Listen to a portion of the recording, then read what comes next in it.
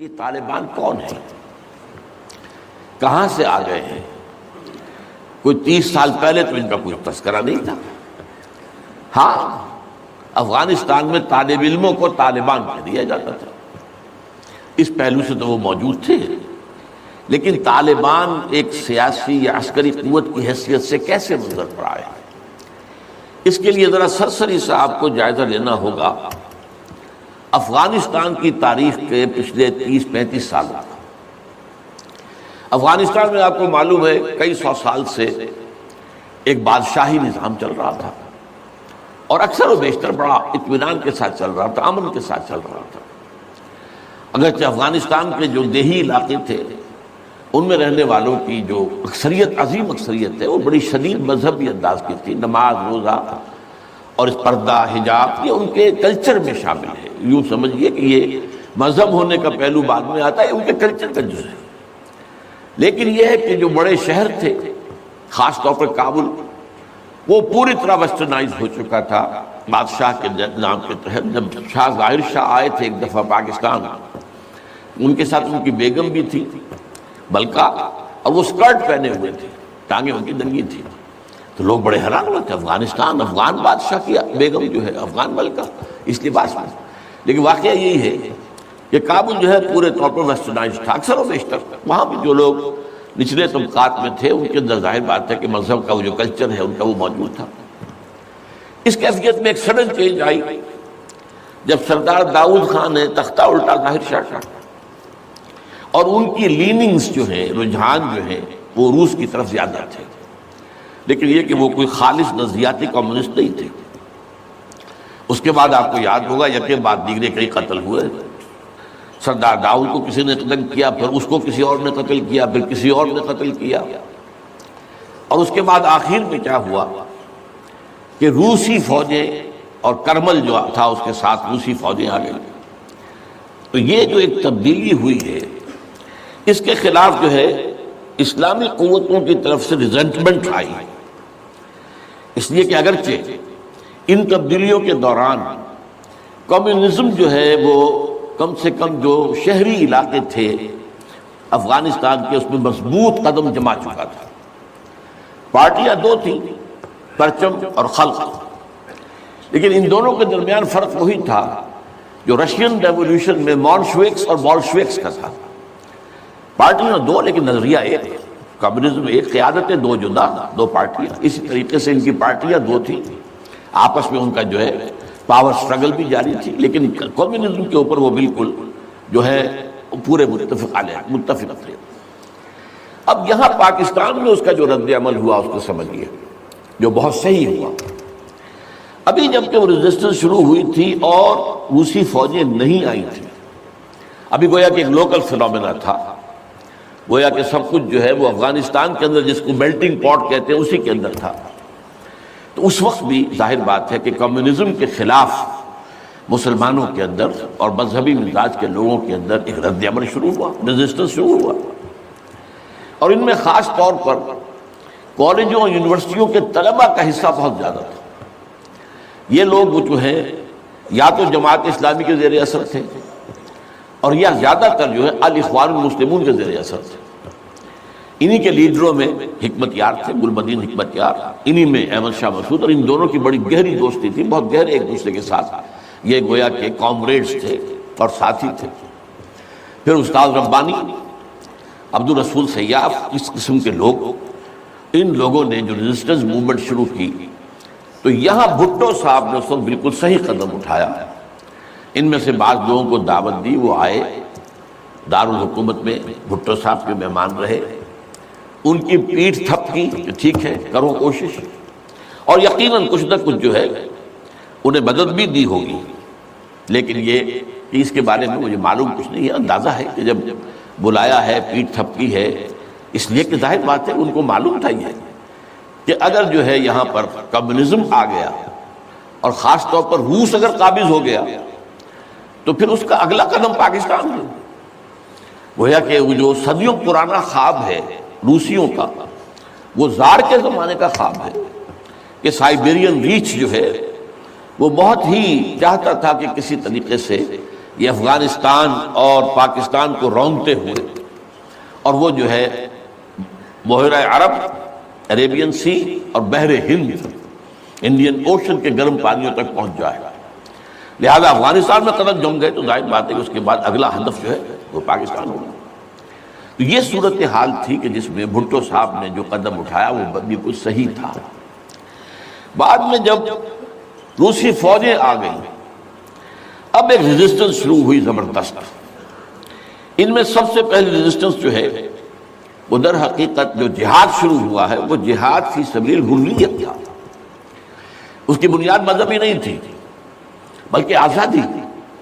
اس لیے کہ افغان قوم جو ہے وہ غلام رہنے کی عادی نہیں ہے، اس کے لیے ذہناً تیار نہیں، جذباتی طور پر تیار نہیں. یہ پوری تاریخ کی حقیقت ہے. یہ چنانچہ اسی زمانے میں جب روس کے خلاف جنگ جاری تھی اور جہاد ہو رہا تھا افغانستان میں، تو مارگریٹ تھیچر ایک دفعہ آئی تھی پاکستان کے دورے پر، اور وہ طورخم پر جا کر انہوں نے خطاب کیا تھا کچھ لوگوں سے، جس میں بڑے تاریخی جملے مجھے آج تک یاد ہیں. We learned our lesson and the Russians will also soon learn their lesson. Afghanistan کے بارے میں ہم نے سبق سیکھ لیا تھا. ہم نے بار بار فوج کشی کی اور فتح کیا، لیکن اپنا قبضہ برقرار نہیں رکھ سکے. اسی طریقے سے بالفرض اگر روس نے قبضہ کر بھی لیا تو وہ یہاں رہ نہیں سکے گا. یہ سبق جو ہے ہم نے تو سیکھ لیا ہے، روسی بھی سیکھ لیں گے. بہرحال اس وقت جو صورتحال پیدا ہوئی اس میں ایک فیکٹر جو نیا آیا اس کو ذہن میں رکھیے. اس وقت پورے عالم اسلام میں احیاء اسلام اور نفاذ شریعت کا ایک جذبہ پروان چڑھ رہا تھا. یہ جذبہ شروع ہوا ہے کب؟ جب کہ کولونیل رول کا بستر طے ہونا شروع ہوا. یہ یورپین جو پاورز تھی انہوں نے اپنا بستر رول کرنا شروع کیا. تو جیسے جیسے مسلمان ممالک آزاد ہوئے ان کو یاد آیا، جیسے آدمی کوئی نیند سے اٹھے تو یاد آیا کہ میں نے کوئی خواب دیکھا تھا، یاد آیا کہ ہمارا بھی تو ایک نظام ہوتا تھا نا. یہ انگریزوں کے آنے سے پہلے یا بلندیزیوں کے آنے سے پہلے یا فرانسیسیوں کے آنے سے پہلے یا اطالویوں کے آنے سے پہلے یا اسپینیئرز کے آنے سے پہلے یہ آخر ہمارا ایک نظام تھا. تو اب ہم اس نظام کو دوبارہ قائم کریں. یہ ایک جذبہ تھا، اگرچہ مبہم تھا، واضح نہیں تھا. اور یہ کہ آج کے دور میں اسلامی نظام کیا ہوگا، کیسے ہوگا، اس کے کوئی واضح تصورات نہیں تھے، لیکن جذبہ موجود تھا. اسی کو علامہ اقبال نے جو ہے ابلیس کی زبان سے کہلوایا ہے، وہ ابلیس کی مجلس شورا میں، کہ ہے اگر کوئی خطر مجھ کو تو اس امت سے ہے، نہ مجھے جمہوریت سے کوئی اندیشہ ہے. ہم نے خود شاہی کو پہنایا جمہوری لباس، یہ تو ہم نے خود ہی اس کو ایک لباس اڑا دیا ہے شاہی کو، اور اسے جمہوریت کا رنگ دے دیا ہے. وہ انڈیویجول ساورنٹی کی بجائے پاپولر ساورنٹی، کلیکٹیو ساورنٹی، وہ شرک جو کا تو ہے، کفر جو کا تو ہے.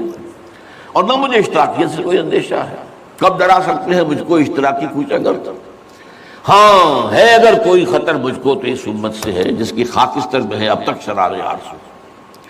یہ جو جذبہ تھا اور یہ جو تڑپ تھی، یہ اگرچہ پورے عالم اسلام میں تھی، لیکن کہیں بھی اس کی کوئی کامیابی کی صورت نظر نہیں آ رہی تھی. جذبہ بہت.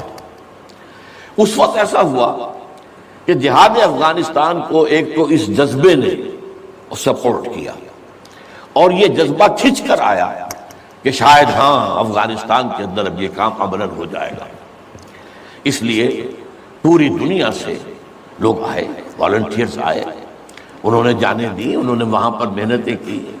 اپنے کوئی انڈونیشیا سے چلا آ رہا ہے، کوئی برما سے چلا آ رہا ہے، کوئی فلسطین سے چلا آ رہا ہے، کوئی فلپائن سے چلا آ رہا ہے، کوئی تھائی لینڈ سے چلا آ رہا ہے، کوئی سعودی عرب سے چلا آ رہا ہے، کوئی مصر سے چلا آ رہا ہے، کوئی لیبیا سے چلا آ رہا ہے، کوئی چچنیا سے چلا آ رہا ہے. یہ سارے لوگ آئے وہاں، اس لیے کہ جذبہ یہ کہا گیا کہ یہ جہاد فی سبیل اللہ ہے. میں واضح کر چکا ہوں کہ میرے نزدیک وہ جہاد فی سبیل اللہ نہیں تھا.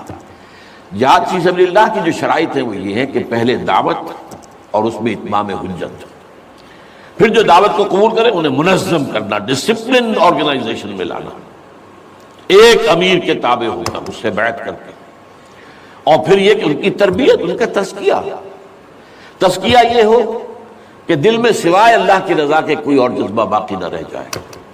یہ مال و دولت دنیا یہ نہیں، کچھ نہیں، نہ حکومت نہ سیادت، صرف اللہ کی رضا. اور یہ کہ جذبہ اتنا ابھر آئے کہ تن من دھن حتیٰ کہ جان دینے کے لیے تیار ہو جائے. یہ ساری شرائط ہیں جہاد فی سبیل اللہ کی. ظاہر بات ہے کہ وہاں پر تو جو ایک دم حملہ ہو گیا اور دوسری فوجی آ گئے تو نہ ان کاموں کا موقع تھا نہ اس کے لیے وقت تھا، وہ لوگ کھڑے ہو گئے۔ یہ جہاد فی سبیل الحریت تھا، آزادی کا جہاد، اور مسلمان جب آزادی کا جہاد کرتا ہے تو وہ بھی جہاد فی سبیل اللہ ہی کی ایک قسم ہے، جائز جہاد ہے، اس میں جان دینا بھی شہادت ہے، اگرچہ وہ جو ایک مثبت جہاد فی سبیل اللہ وہ تو ہمیں سیرت صحابہ اور سیرت النبی صلی اللہ علیہ وسلم نے اس کا پورا نقشہ ملا ہے۔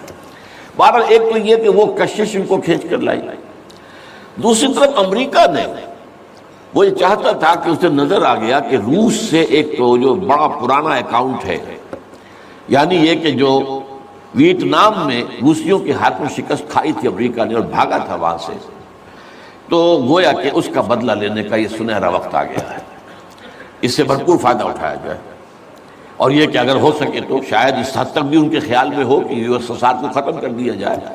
میرے خیال میں ایسا نہیں تھا، وہ یہ نہیں سمجھتے تھے کہ یو ایس ایس آر ختم ہو جائے گا، لیکن یہ کہ بہت کمزور ہو جائے گا اور یہ کہ اس کی بلیڈنگ ہو جائے گی۔ اس کے لیے اس نے اس جہاد کا غلغلہ دوسروں سے بڑھ کر، مسلمانوں سے بڑھ کر جو ہے دنیا میں بلند کیا، اور ان جہادی لیڈروں کا کردار بنایا پوری دنیا میں، ان کی شخصیت کی امیجز بنائی ہیں۔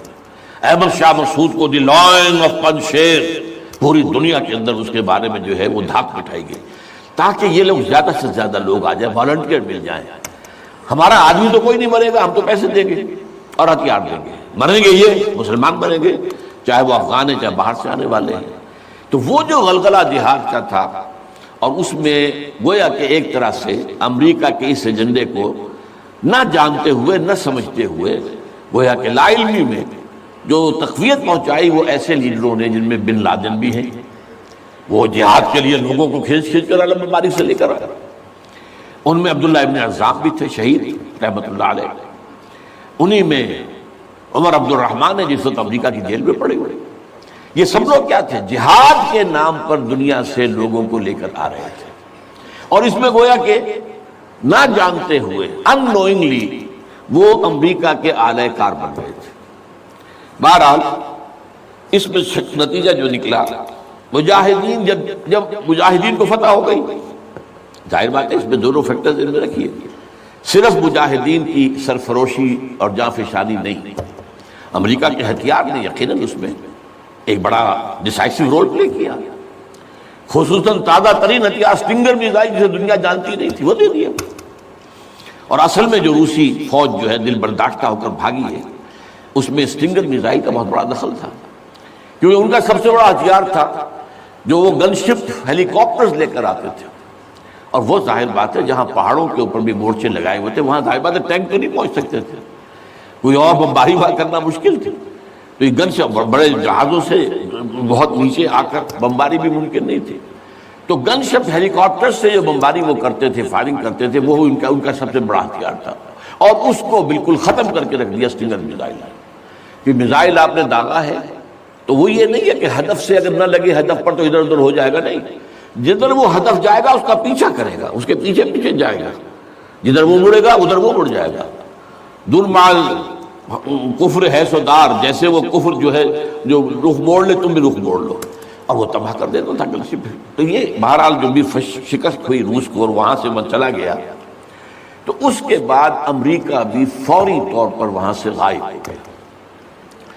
اس نے مجاہدین کے اندر گروپ بندی، باہمی کشاکش، یہاں تک کہ باہمی دشمنی کے بھی بیج بو دیے تھے، اور اس میں آئی ایس آئی بھی رول اس نے پلے کیا ہے۔